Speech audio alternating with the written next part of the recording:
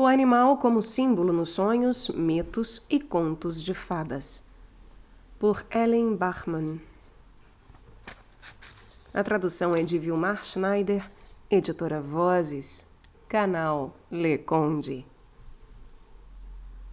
Caros ouvintes, caso gostem do que aqui será lido, por favor, adquiram o livro.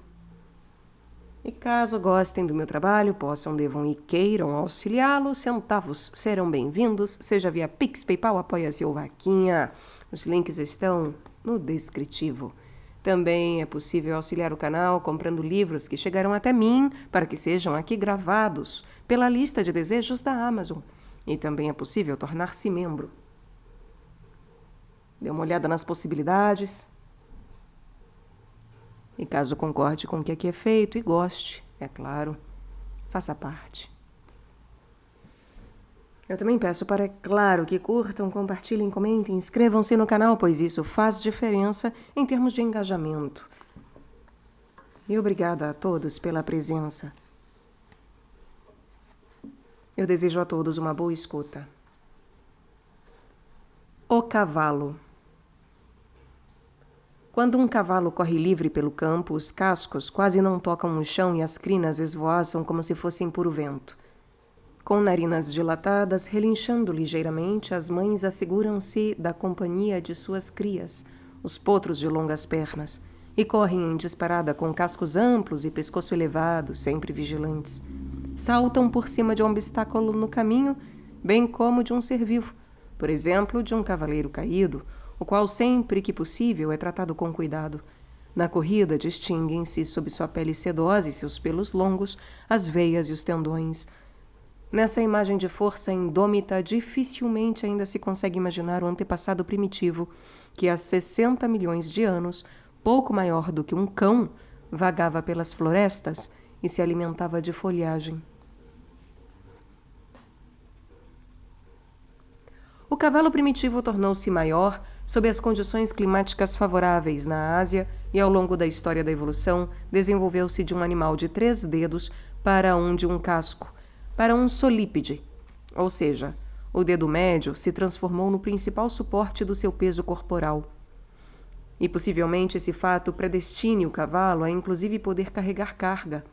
O homem aprendeu a aproveitar de modo direcionado a capacidade de carga e a força dos cavalos, tornando-os logo seus companheiros insubstituíveis. Eles serviam-no quando montava em suas costas para locomover-se rapidamente ou para transportar cargas, quando, no caso das tribos nômades, tratava-se de realocar o acampamento ou o povoado ou trazer para casa em segurança o caçador e a caça. Em certas circunstâncias, a égua era mantida, inclusive, como animal destinado ao fornecimento de leite. O homem e o cavalo foram se relacionando cada vez mais estreitamente, na medida em que se revelava o caráter bondoso e dócil do cavalo, o qual se deixa encilhar e selar e atrelar a um timão. E logo foi adestrado para se tornar inclusive um obediente cavalo de guerra. Outros descendentes do cavalo primitivo continuam até hoje selvagens e indomados, como por exemplo a zebra africana.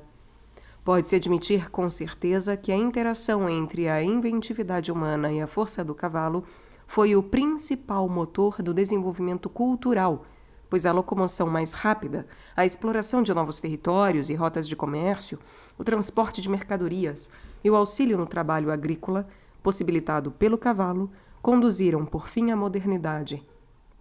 Crucial foi a interação da potência do cavalo com a invenção da roda. O movimento da roda, por meio da força do cavalo, deu início à era da técnica. A roda pôs tudo em marcha, as carroças, os automóveis, as bombas d'água, as mós e, por fim, muitas máquinas, que hoje adquiriram outro aspecto e são movidas por outras energias, cuja força, porém, continua sendo medida em CV, cavalo-vapor.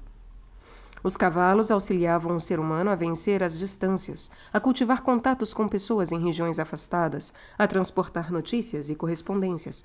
Eles puxavam diligências, cruzando desfiladeiros e vales, possibilitando assim as viagens. Posteriormente, nas grandes cidades, eles foram atrelados à frente dos primeiros bondes que eram puxados sobre trilhos pelos quarteirões, até que então chegou o grande cavalo a vapor feito de ferro e mudou o mundo novamente. O que, porém, seria do correio do czar ou dos Três Mosqueteiros sem os seus cavalos? O que seria da imagem de um grande comandante, de um rei ou de um imperador sem o cavalo empinado debaixo dele em um gesto majestoso para apontar para o poder e a dignidade? O cavalo sempre foi, inclusive, um animal de combate, e na Antiguidade e na Idade Média foi equipado com armaduras magníficas, semelhantes às dos próprios cavaleiros e comandantes. O cavalo é forte, sensível e confiável. Para as pessoas, é mais do que um animal de utilidade, é um companheiro fiel. E quando se faz alusão à nobreza do cavalo, faz-se referência à forma musculosa e à postura graciosa, que se subordina sem perder o brio. Inclusive, a sua moderação pode estar relacionada com isso. O cavalo não sai de modo agressivo à caça de alimento. Ele é um mero comedor de plantas, ainda que não as rumine. Além do cão, que já fora domesticado anteriormente, é provável que tenha sido somente com o cavalo que o ser humano estabeleceu uma relação tão estreita. O cavalo é um animal querido, um animal belo. Pode ser que existam pessoas que não achem os cavalos, animais interessantes, ou que os cavalos lhes causem alguma inquietação, mas dificilmente há alguém que não reconheça sua beleza. Atualmente, os cavalos têm um papel de destaque no esporte e em diversas atividades recreativas, e muitas vezes, especialmente as meninas, sentem-se atraídas por cavalos.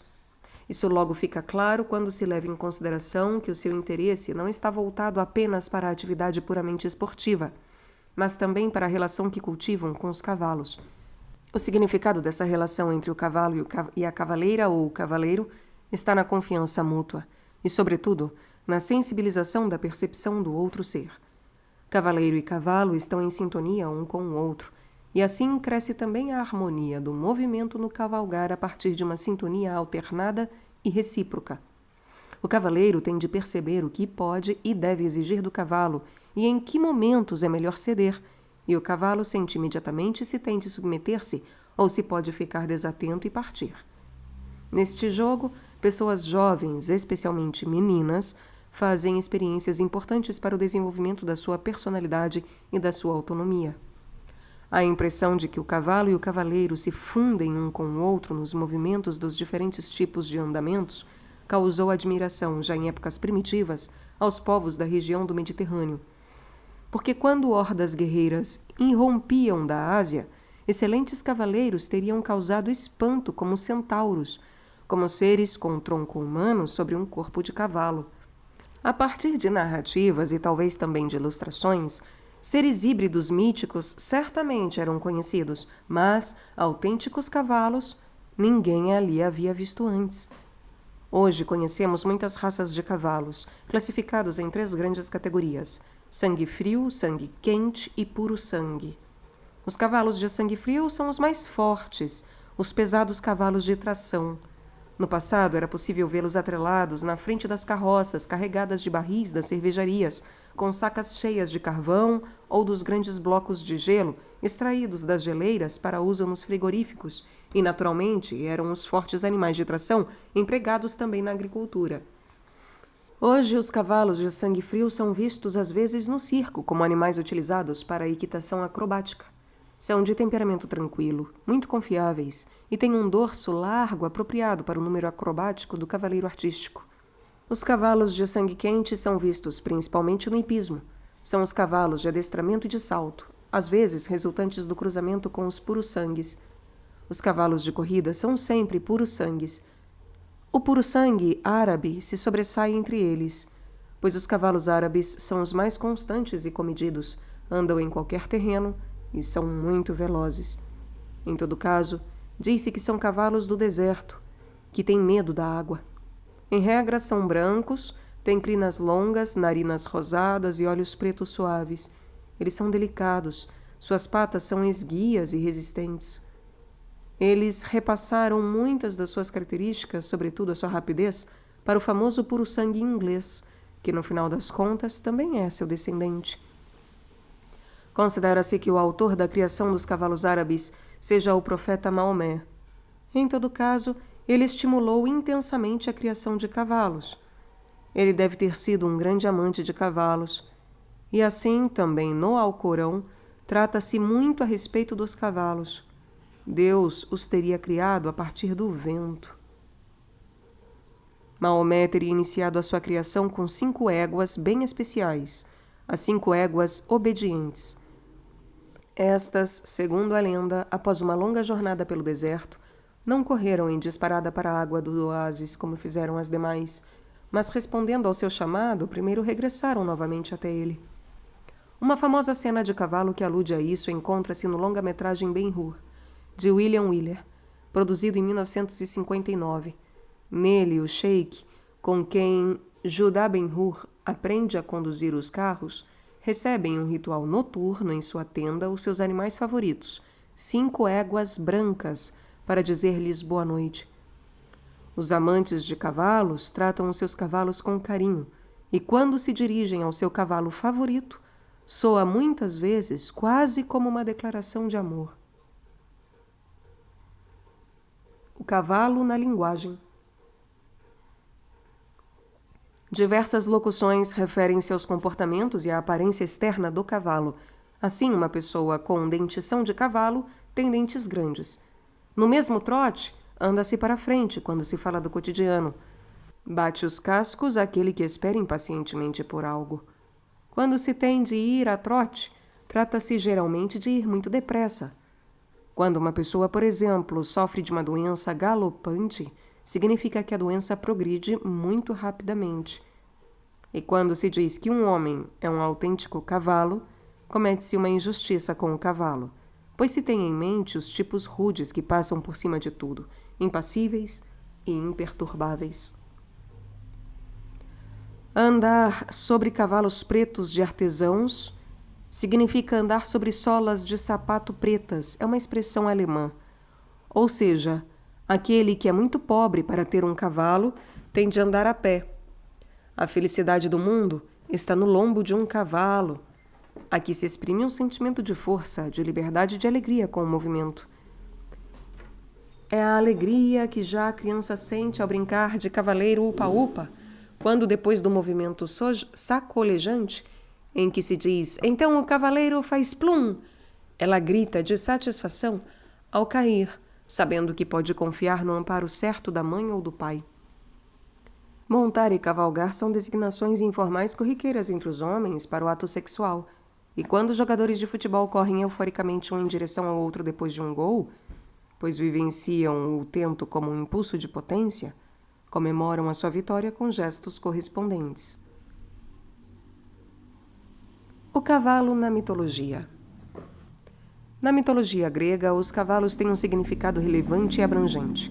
Por um lado, eles pertencem ao princípio solar, por outro, contudo, ao princípio lunar.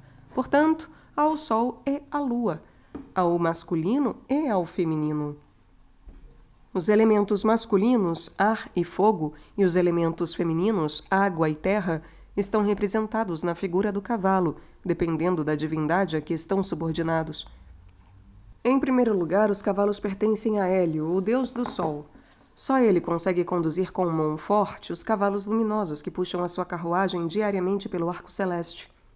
Os cavalos precisam de uma mão forte. E quando Phaeton, seu filho, quer fazer igual ao pai, isso gera preocupação. Ele não desiste de pedir o favor de conduzir os cavalos. Só uma única vez ele quer tentar, e ele não dá sossego. Quando Hélio, enfim, encontra a própria convicção, cede ao pedido, acontece a desgraça. E imediatamente os cavalos sentem a mão estranha nos arreios, eles se empinam e passam em disparada com Phaeton. A carruagem quebra, o céu arde, e Phaeton cai nas profundezas até a borda do mar mundial ocidental. Ali moram as Hespérides, as filhas da noite. Elas pegam os fragmentos da carruagem, recolhem Phaeton e o sepultam. Sua história está guardada no céu, na constelação de Erídano. Na constelação de Erídano. Pégaso, por sua vez, embora alado, não é um cavalo luminoso. Ele é uma criança do mar, um filho de Poseidon. Sua mãe, outrora uma mulher lindíssima, foi a Górgona Medusa, transformada em figura assustadora com cabelos de serpentes, que convertia em pedra a todos que olhassem para ela. Quando ao herói Perseu coube a tarefa de matá-la, ele teve de recorrer a um truque com um espelho para poder acertá-la, sem precisar olhar diretamente para sua face. E assim ele decepou-lhe a cabeça do tronco, e seu filho Pégaso fugiu e voou livre pelos ares. Ele é o cavalo alado que voa através do espaço mítico, como um filho do mar. Com a força do cavalo, ele supera os elementos pesados, terra e água. Com suas asas, ele consegue se elevar às dimensões do espírito e do ar. Nesse sentido, é natural a ideia de que Pégaso corporifica o espírito poético que supera todo o peso. Segundo a saga, ele deve ter aberto com o coice, inclusive a fonte das musas, sobre o Monte Hélico. No entanto, nem sempre são fáceis, ou tão fáceis, os voos nas alturas espirituais, e com frequência não bastam para satisfazer os poetas mais talentosos beijados pelas musas. A isso se refere Schiller, que pode ser ouvido aqui no canal, ao inverter a imagem do Pégaso que sai voando pelo Pégaso sob o jugo, atrelando-o ao jugo. Diz-se geralmente que é preciso trabalhar duro para que a inspiração produza frutos.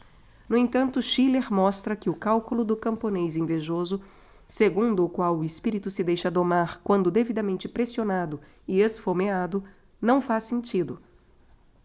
Através do homem verdadeiramente talentoso, liberto do jugo, Pégaso eleva-se mais divino do que nunca.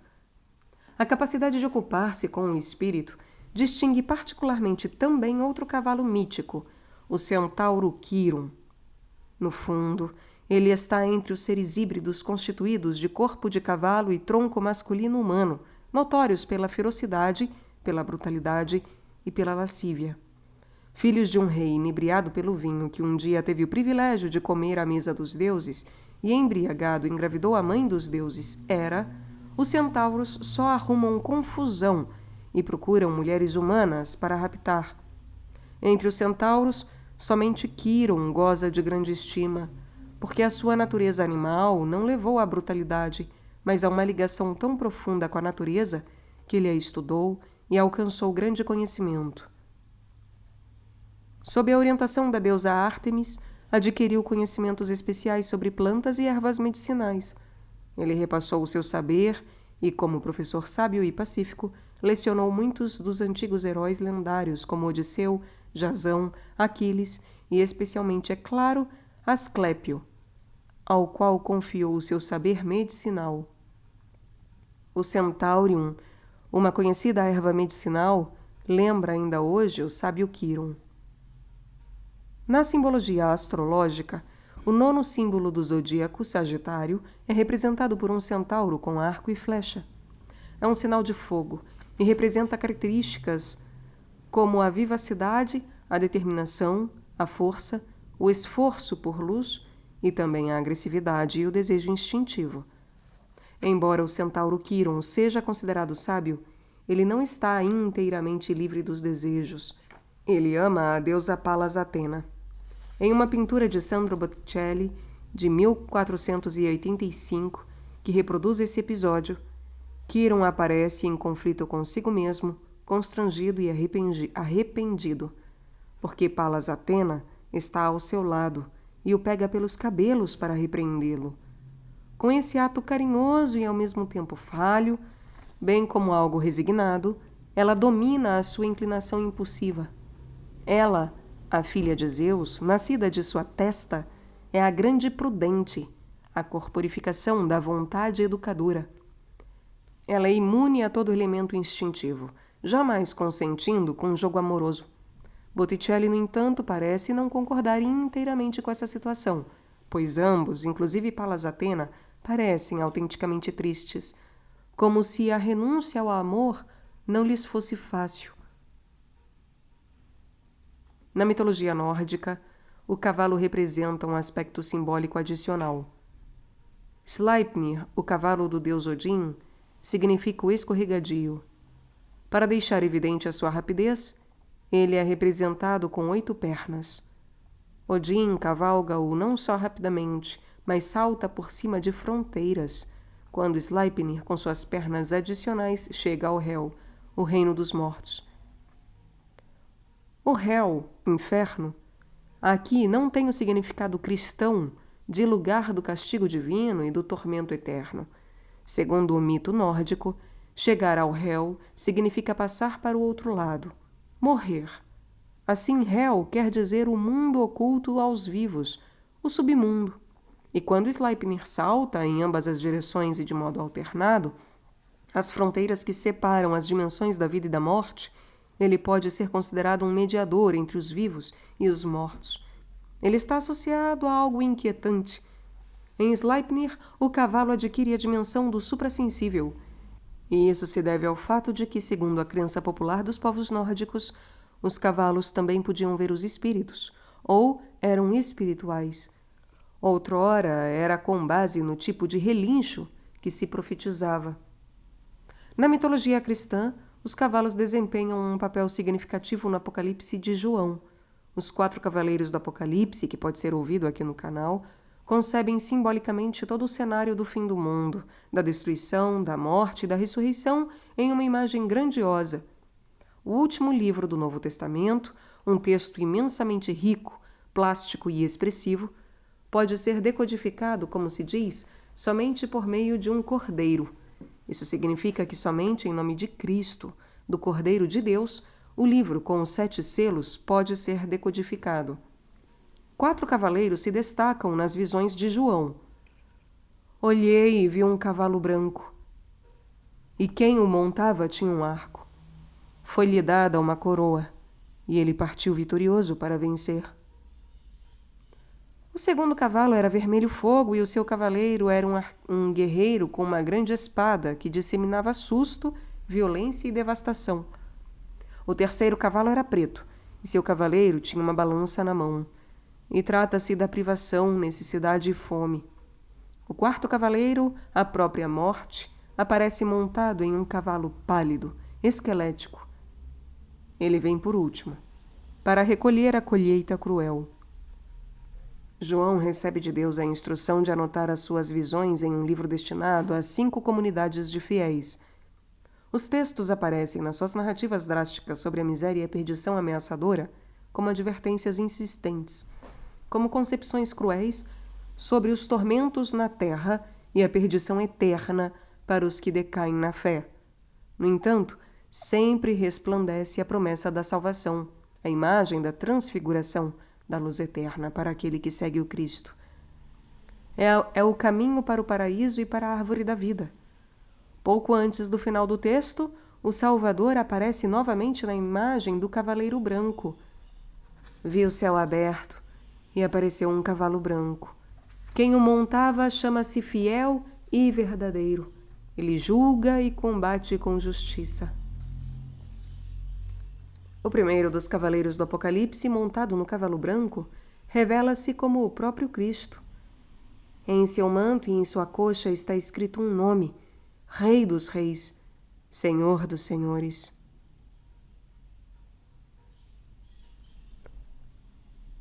Albrecht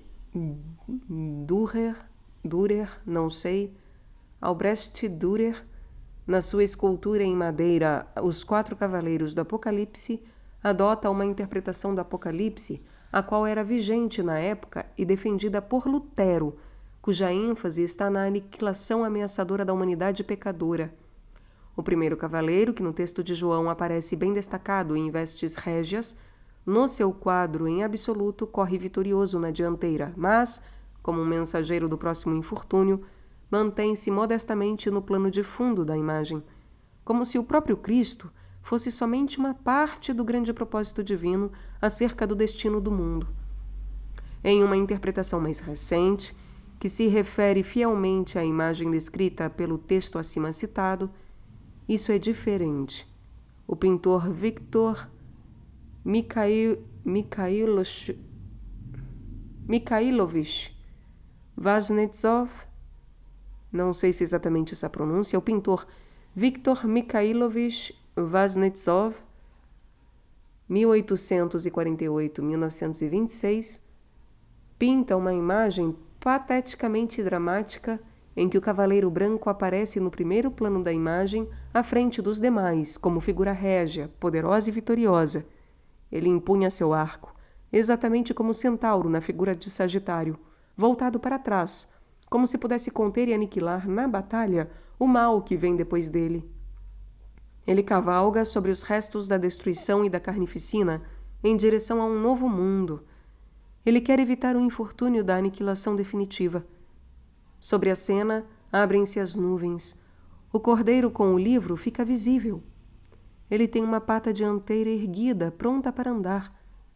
O cavalo branco adota essa postura de andar, a passos largos, em frente. O cavalo como símbolo no sonho. Como símbolo onírico, o cavalo tem naturalmente toda uma variedade de significados que podem estar atrelados a ele. Depende sempre de saber em que contexto específico a imagem onírica se encontra relacionada com a história de vida do sonhador e até que ponto ele pode admitir, se a quiser entender, também outras imagens associativas. Possivelmente o encontro com a imagem onírica do cavalo é corriqueiro, o que logo fica claro quando se trata de um cavalo conhecido. Por exemplo, o cavalo marrom em que o jovem da vizinhança passou montado. Possivelmente, porém, o encontro com o cavalo é inteiramente enigmático e precisa ser cuidadosamente decodificado.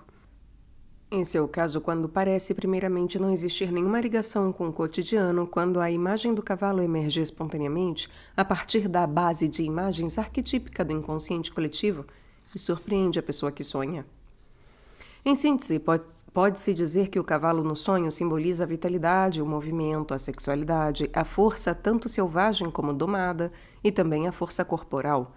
E quando envolve também o elemento do ar, o cavalo simboliza a força espiritual e também a inspiração. Em termos simbólicos, o cavalo pode ser interpretado como animal masculino e também feminino. Os aspectos masculinos podem destacar qualidades como a potência, a vitalidade, a luz e a consciência, também o majestoso, ao passo que os aspectos femininos acentuam mais a fiabilidade, a graciosidade e a sensibilidade, bem como as qualidades do cavalo como animal de relação. E quando se tem em mente a relação do cavalo com Deméter, a deusa da terra, e com Epona, a deusa celta da fertilidade, que também é acompanhada por cavalos, o animal simboliza também a fertilidade e a morte e a gênese vegetativa. O cavalo nos contos de fadas, a moça dos gansos. No conto de fadas A Moça dos Gansos, dos irmãos Grimm, que podem ser ouvidos aqui no canal, o cavalo desempenha um papel decisivo para o desenvolvimento anímico e para a libertação da jovem mulher. Essa história maravilhosa provém da escritora Dorothea Wieman, não sei se é exatamente esta a pronúncia, uma huguenote que trouxe consigo para a Alemanha o acervo narrativo francês e enriqueceu decisivamente a coleção dos irmãos Grimm. O conto de fadas faz parte do gênero literário dos contos de magia, embora não ocorra nele nenhuma transformação direta, como, por exemplo, a transformação de um príncipe em um sapo e a sua conversão em um homem. No entanto, ele trata de acontecimentos mágicos e de figuras maravilhosas, gotas de sangue que falam e até um cavalo que fala, mesmo após a sua morte, quando resta apenas a sua cabeça pendurada diante da porta da cidade. A princesa dá ordens ao vento, no que se ativa a força misteriosa dos versos repetidos 3 vezes. Com o vento, ela enxota com um rado o impertinente menino dos gansos, a fim de ganhar tempo para sua autorreflexão. E no final, junto ao fogão, revela-se a verdade. A Moça dos Gansos. Era uma vez uma velha rainha, cujo marido morrera há muito tempo, e que tinha uma linda filha. Quando se tornou adulta, a princesa ficou noiva de um príncipe que morava muito longe. Ao chegar a data do casamento, tendo a jovem de fazer uma longa e demorada viagem, sua mãe ajuntou para ela muitos valiosos vasos de ouro e de prata, e outras peças também de ouro e de prata, e taças e pedras preciosas, em suma, tudo o que devia fazer parte de um dote real, pois a rainha amava sua filha do fundo do coração. Também mandou com a jovem princesa sua criada de quarto, que tinha de acompanhá-la e entregá-la ao noivo, e cada uma recebeu um cavalo para a viagem. O cavalo da princesa se chamava Falada e sabia falar. Quando chegou a hora da partida, a velha mãe entrou em seu quarto de dormir, pegou uma faquinha e deu um corte em um dedo. Depois pegou um lenço branco no qual deixou cair 3 gotas de sangue e o entregou depois à filha, dizendo: "Querida filha, guarde com todo cuidado este lenço, que ele te poderá ser útil durante a viagem." As despedidas foram muito sentidas, como era de se esperar. A princesa guardou o lenço no regaço, montou a cavalo e partiu ao encontro do noivo. Algum tempo depois sentiu muita sede e disse à criada de quarto: "Apeia, toma o copo que trouxeste e enche-o com a água daquele riacho, pois eu estou com muita sede." "Se estás com muita sede, apeia tu mesma e vai beber a água daquele riacho", respondeu a criada. "Não fui eu que quis ser tua criada de quarto." Sedenta como estava, a princesa não teve outro recurso senão apear, caminhar até o riacho, debruçar-se sobre ele e beber a água, não podendo utilizar o copo de ouro. "Meu Deus!" exclamou ela então. E as 3 gotas de sangue no lenço disseram: "Se tua mãe souber disso, vai morrer de pesar." A princesa era tímida. Calou-se, montou no cavalo. Como, porém, o dia estava muito quente, algumas milhas adiante sentiu de novo uma sede insuportável e disse à criada: "Apeia e dá-me um pouco de água em meu copo de ouro, hã?" Mas a arrogante serviçal replicou: "Se queres beber, vai tu mesma. Não fui eu que quis ser tua criada de quarto." Sem suportar a sede, a princesa teve de apear, debruçar-se sobre o regato e beber. "Meu Deus!" exclamou. E mais uma vez as 3 gotas de sangue disseram: "Se tua mãe souber disso, vai morrer de pesar." Quando, porém, a princesa se debruçou sobre o regato, o lenço com as 3 gotas de sangue caiu dentro d'água, sem que ela notasse nem mesmo que ele ficou flutuando, tão grande era sua perturbação. A criada, porém, viu imediatamente o que acontecera e ficou satisfeitíssima, pois sabia que agora em diante, privada do lenço com as 3 gotas de sangue, a princesa se tornara fraca e desamparada. Assim, quando ela quis de novo cavalgar Falada, a criada disse: "Eu prefiro ficar com Falada, e tu cavalgarás com meu pangaré." E a princesa teve de se submeter à imposição. Depois, a criada, ameaçando e insultando, a obrigou a despir-se de suas vestes reais e trocá-las por sua própria roupa, pobre e feia. E ainda a obrigou, sob juramento, a não contar o que acontecera a ninguém da corte. Se violasse o solene juramento proferido, seria morta. Falada, porém, observou muito bem tudo o que se passou. A criada cavalgou Falada, e a princesa montou no pangaré, e assim as 2 viajaram, até chegarem ao Palácio Real, que era o seu destino. Ali foram recebidas com grande regozijo, e o príncipe correu ao encontro da suposta noiva, na verdade, a criada de quarto, enquanto a princesa real ficava embaixo. Tendo chegado à janela, o velho rei a viu em pé no pátio e notou sua beleza e a expressão de bondade em seu rosto e perguntou à suposta noiva quem era ela. "É a moça que eu apanhei no caminho para me acompanhar", disse a criada de quarto.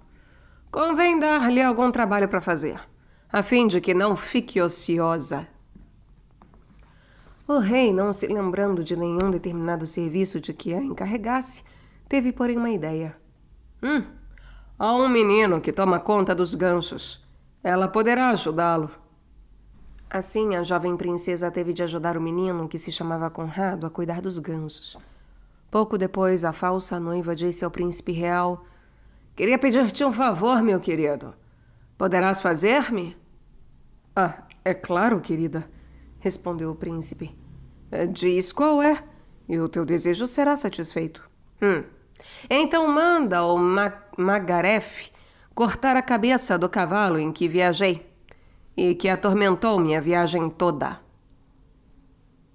Na realidade, a malvada estava com medo que o animal que sabia falar revelasse o que realmente acontecera. Assim, o fiel falada tinha de morrer.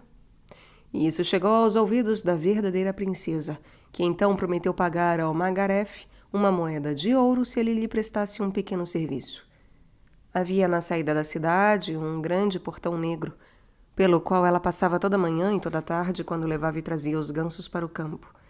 Queria que ele pregasse naquela porta a cabeça de Falada, para que ela o pudesse ver frequentemente. O Magaref prometeu fazer o seu desejo, e depois de cortar a cabeça do cavalo, pregou-a no portão da cidade. De manhã bem cedo, quando ali passava em companhia de Conrado, ela disse: "Pobre Falada, ali pregado."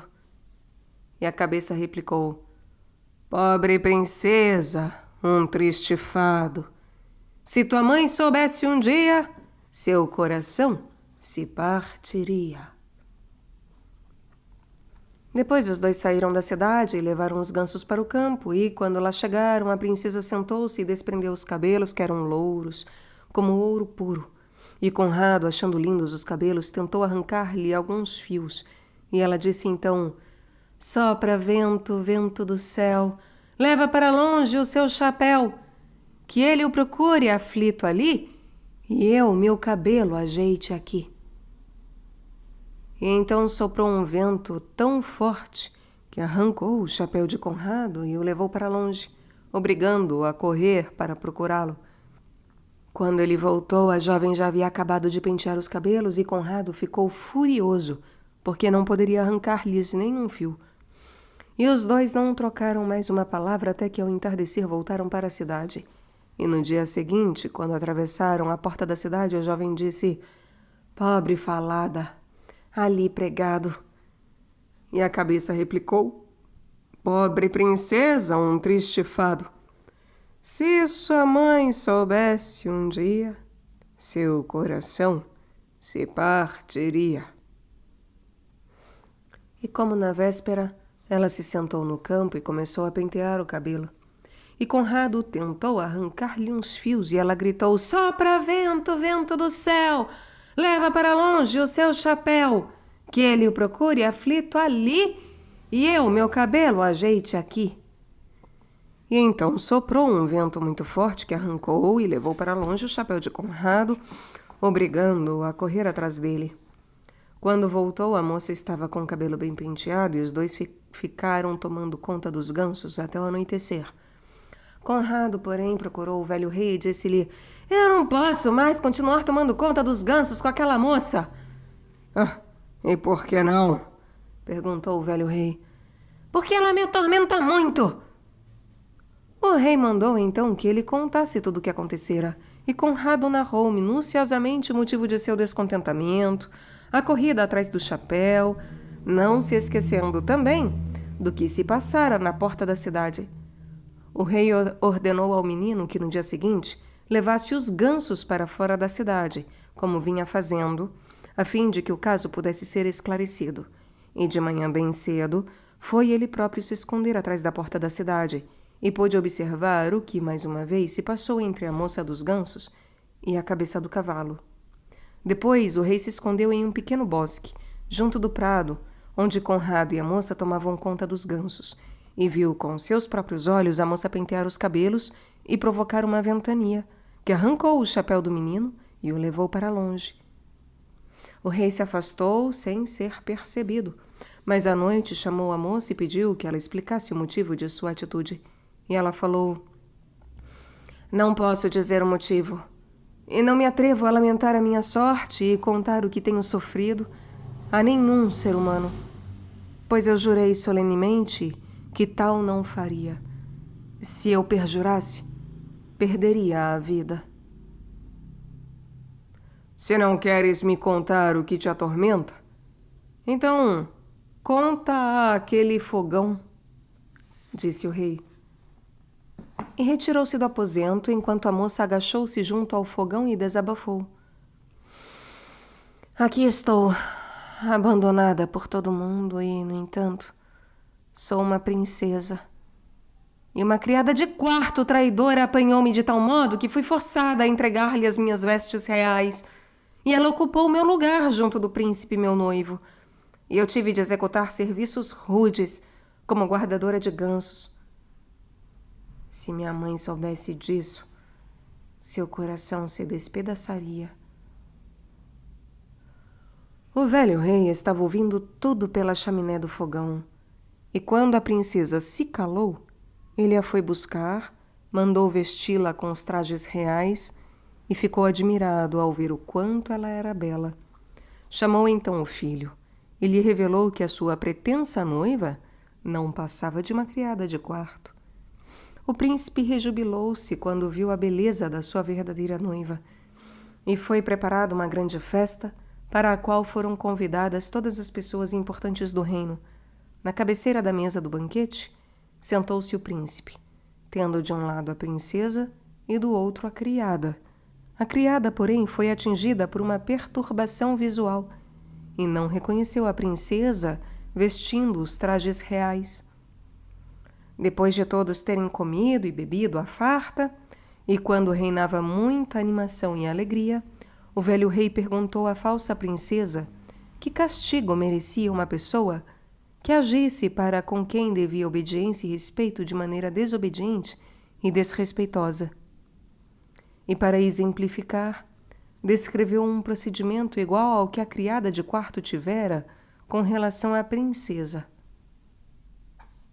E a falsa criada respondeu: merecia como castigo ser metida inteiramente nua em um barril repleto de pontas de prego na parte interna e ser arrastada por um cavalo por um longo percurso até morrer estraçalhada.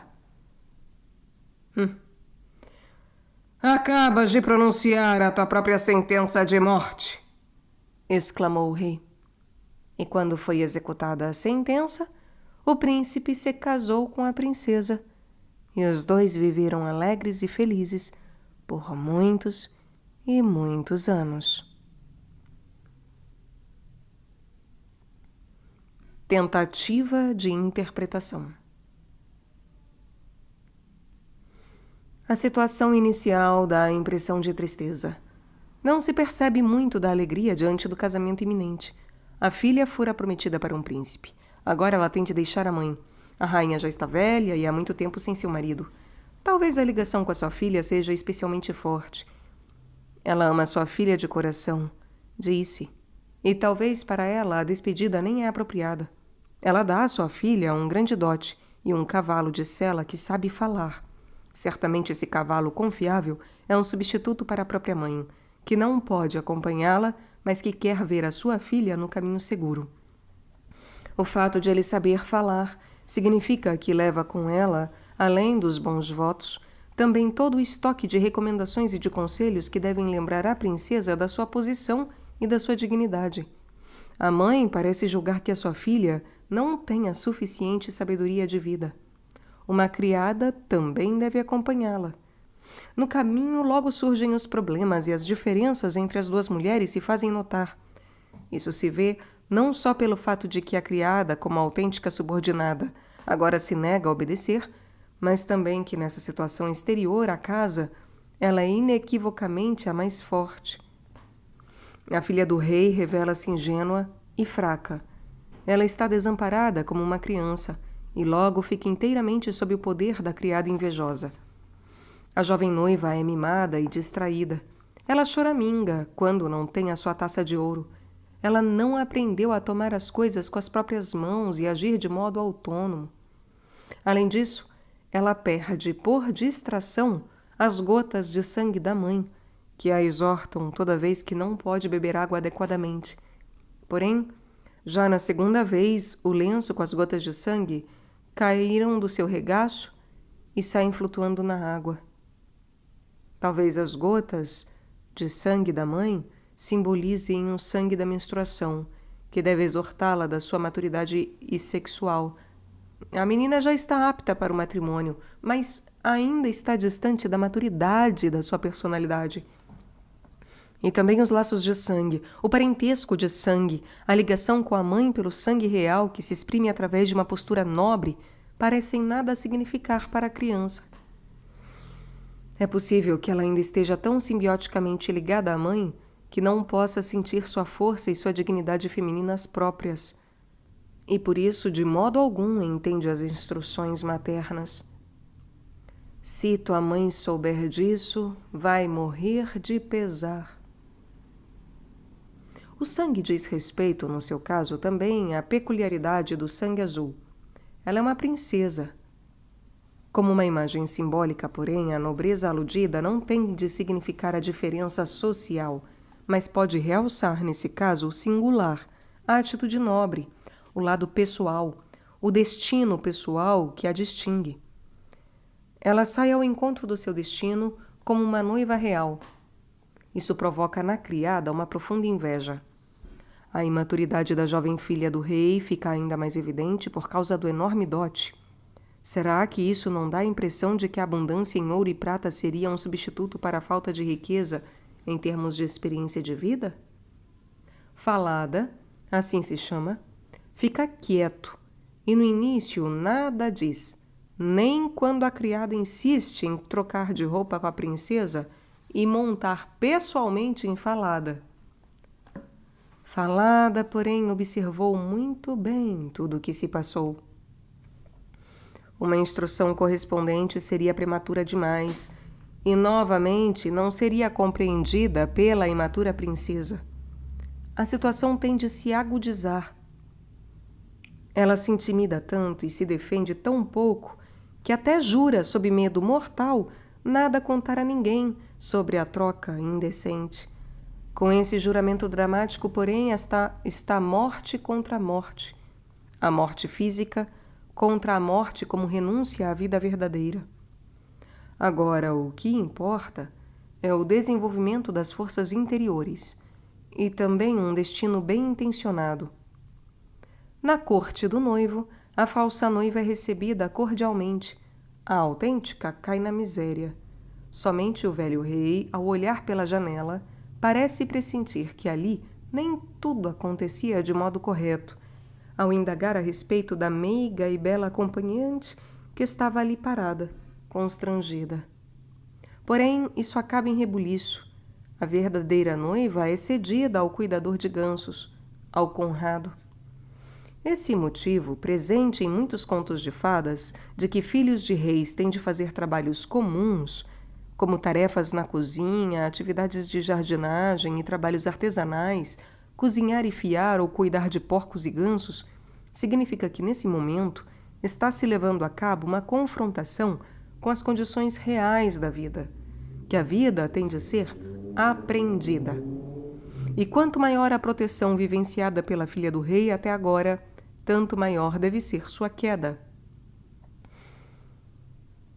A atividade de guardar gansos revela-se logo também um treinamento salutar, pois os gansos simbolizam a vigilância e o amor, e também as atividades domésticas associadas à mulher, e assim a dignidade dela.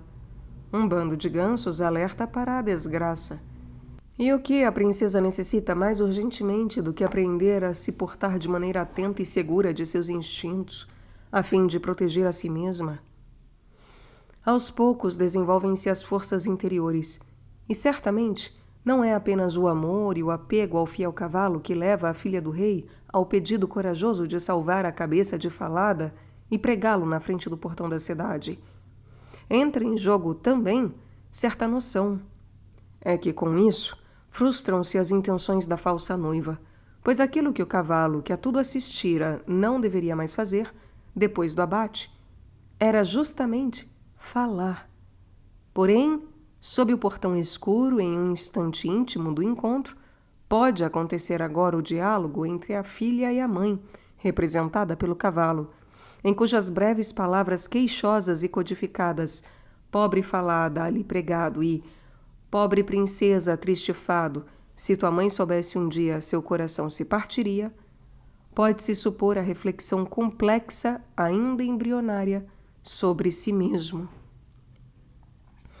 O diálogo na proteção do arco escuro, pelo qual ela passa diariamente, Parece um ritual. Revela-se um diálogo interior da princesa consigo mesma. Aqui ela começa a refletir sobre o seu destino. A mãe está tão distante quanto falada, o cavalo que foi abatido. Porém, a cabeça dele admoesta e lembra.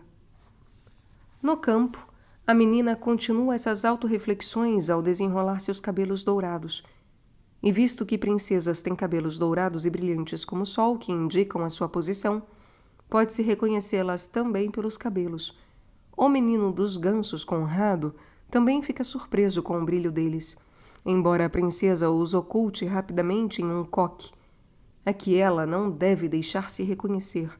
No entanto, a curiosidade de Conrado e o seu desejo de arrancar-lhe uns fios de cabelo acabam por ajudá-la. Por outro lado, ele nota que algo de especial acontece com a menina. Por outro, ele também está furioso e desapontado, pois ela não o deixa pegar nela, faz cerimônia e não se envolve com alguém igual a ela. Depois de ser despistado 3 vezes e de precisar correr atrás dos seus gansos, ele se dirige até o velho rei e lhe conta o que ouviu sob o portão e vivenciou no campo. Com alguém assim, ele não queria continuar a guarda dos gansos. O velho rei se convence pessoalmente. Ele observa tudo. Ele descobre a origem da filha do rei. E como se fosse preciso um homem sábio e maduro que tem conhecimento dos valores verdadeiros, ele dá início à libertação da rainha solteira e, com isso, ao mesmo tempo, a libertação de seu filho deslumbrado, que, de modo prematuro e também ainda bem imaturo, lançara a mão da primeira mulher. Quando o velho rei chamou a moça dos gansos e a indagou sobre o estranho comportamento, ela não lhe conta nada, afinal, ela jurou pela sua vida. É somente junto ao fogão que ela não consegue mais manter a sua promessa. O velho fogão, talvez uma lareira ampla em que a pessoa consiga entrar, se aquecer, se sentir protegida, não se parece com o invólucro consolador, em que toda preocupação se desfaz? O fogão também é algo parecido com uma incubadora, em que algo está em maturação. E quando se concebe a imagem do fogão como forno de assar, nele se assa o pão, dito em termos simbólicos, o inacabado encontra sua maturidade. Conta aquele fogão o que te atormenta, disse o velho rei, que escuta pela chaminé do fogão. A princesa encontra finalmente o caminho para si mesma, para sua história e para os seus sentimentos. Ela conta e chora, chora. A verdade inteira é contada. E agora ela própria sabe. Ela é a verdadeira noiva. O resto é fraude. O velho rei, como figura paterna, contribuiu essencialmente para o desenvolvimento da sua maturidade. Nas palavras de Jung, que pode ser ouvido aqui no canal, ele estimulou o seu desenvolvimento anímico, ou seja, as suas forças psíquicas cresceram no sentido de uma potência autodeterminada e de uma autoafirmação corajosa, forças com o auxílio das quais ela agora sabe defender a sua dignidade feminina. No peito paterno cheio de confiança, em forma de um fogão acolhedor, ele ofereceu-lhe a oportunidade de ganhar confiança em sua verdadeira natureza. Para ela, o velho rei corporifica o princípio masculino que, como criança órfã de pai, ela não consegue viver nem aceitar em si. A jovem mulher desenvolveu, através das admoestações fiéis de falada e da dedicação do velho rei, a confiança no potencial das suas próprias forças. Nunca mais ela permitirá ser humilhada. Agora ela pode agir de modo vigoroso e autoconfiante. E vestida com vestimentas reais esplêndidas, ela é finalmente a noiva radiante, a autêntica noiva. Cavalos famosos. Incontáveis livros para jovens e crianças tratam de cavalos, de Fúria e Flica, do divertido cavalo com pintinhas de Pipi Meia Longa ou de Jolly Jumper, o cavalo na série de histórias em quadrinhos de Lucky Luke. Inesquecíveis são os cavalos nas aventuras com personagens indígenas escritas por Carl May Iltis, não sei, Iltis de Winnetou ou Atatitla de Old Shatterhand, bem como o famoso cavalo Comanche que atravessou o campo de batalha de Little Bighorn, carregando o seu capitão gravemente ferido e, por fim, vigiou-o fielmente quando já havia caído. Como único cavalo sobrevivente dessa batalha, foi encontrado em pé diante do seu senhor morto. Um cavalo muito citado é Falada, do conto de fadas acima abordado, A Moça dos Gansos. O escritor alemão Friedrich Dietzen derivou dele o seu pseudônimo, Hans Falada, em que o nome Hans provém do conto Hans im Glück, João Felizardo. Hans im Glück. Brecht compilou o material e Henrique Heine, que amava especialmente a história da Moça dos Gansos e do cavalo Falada, conta que na sua infância se arrepiava quando sua babá lia e relia para ele Pobre Falada ali pregado. Esse conto de fadas o teria estimulado a escrever o ciclo de poemas satíricos Alemanha, um conto de inverno. O mais famoso cavalo da história, no entanto, certamente é Bucéfalo, o cavalo de Alexandre o Grande. Segundo a tradição, a oferta de compra de um cavalo lindíssimo foi feita ao rei Filipe II, o pai de Alexandre. O cavalo, contudo, tinha um comportamento tão selvagem que ninguém queria montá-lo quando foi apresentado ao rei. Alexandre, na época com 10 anos, porém desde cedo um conhecedor de cavalos e um observador atento, percebeu por que o cavalo se empinava e parecia indomável. Ele se assustava com a própria sombra, já que o sol estava atrás dele. Alexandre acalmou o cavalo, virou-o de frente para o sol, montou e cavalgou nele sem ser derrubado. O orgulhoso pai deu o cavalo para Alexandre com as palavras: Procura um reino que seja digno de ti. A Macedônia é muito pequena para ti. No lombo de seu cavalo Bucéfalo, Alexandre conquistou um império, sempre cavalgando contra o sol. Seu caminho de conquistas o conduziu para o Oriente.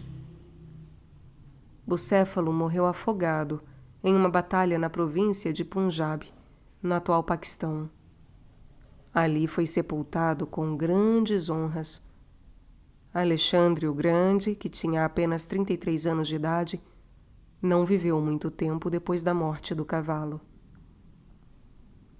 Causava admiração o nome Bucéfalo, porque significa cabeça de boi. O motivo era a forma da cabeça do cavalo ou a sua cor? É provável que, nesse caso, se trate de uma marcação a fogo de origem tessálica.